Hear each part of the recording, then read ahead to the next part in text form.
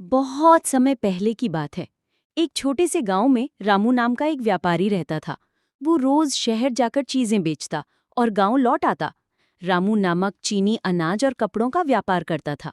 रामू के पास एक गधा था, उसका नाम था बोलू।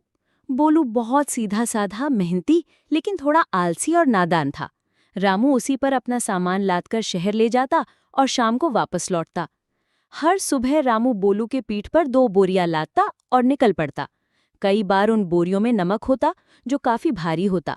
रास्ते में एक संकरा और फिसलन भरा पुल पड़ता था, जो एक नदी के ऊपर बना हुआ था। बोलू रोज रामू के साथ उस पुल को पार करता, पर वो वजन से परेशान हो जाता। एक दिन कुछ ऐसा हुआ जिसने उसकी सोच बदल दी।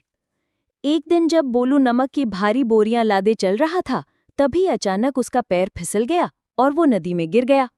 रामू घबरा गया, लेकिन गधा जल्दी ही उठकर किनारे आ गया।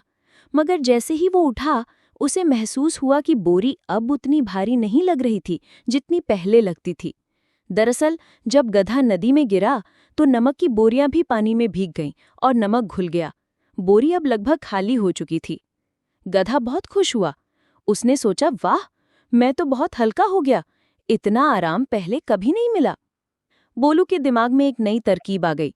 अगले दिन जब रामू ने फिर नमक की भारी बोरियां लादी और नदी के पास आए, तो बोलू ने जानबूझकर खुद को फिर से नदी में गिरा दिया।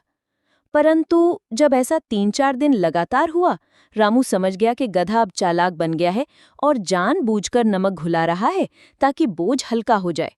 रामू ने कुछ नहीं कहा, लेकिन उसके मन में एक योजना बन चुकी थी। एक दिन रामू ने बोरियों में नमक की जगह रुई यानी कॉटन भर दी। रुई बहुत हल्की थी, लेकिन जब पानी में भीगती है तो वो बहुत भारी हो जाती है। बोलू ने हमेशा की तरह वही चाल दोहराई। पुल पर आते ही कूद गया नदी में। जैसे ही वो बाहर आया, उसने महसूस किया कि उसके पीठ पर वजन पहले से भी ज्यादा भारी हो गया है। अब बोलू हांफने लगा, उसका चलना मुश्किल हो गया। उसे अपनी चालाकी भारी पड़ गई। रामू ने गंभीर होकर कहा, बोलू, हर बार शॉर्टकट नहीं चलता। मेहनत से भागोगे तो मुश्किल और बढ़ेगी। उस दिन के बाद बोलू ने फिर कभी जानबूझकर नदी में गिरने की कोशिश नहीं की। वो समझ गया था कि चालाकी हमेशा काम नहीं आती और अनुभव से मिली सीख सबसे मजबूत होती है। अब वो चुपचाप हर दिन ईमानदारी से रामू का सामान शहर तक पहुंचाने लगा। अगर आपको ये वीडियो पसंद आई हो तो हमारे चैनल को लाइक करें और सब्सक्राइब करना ना भूलें।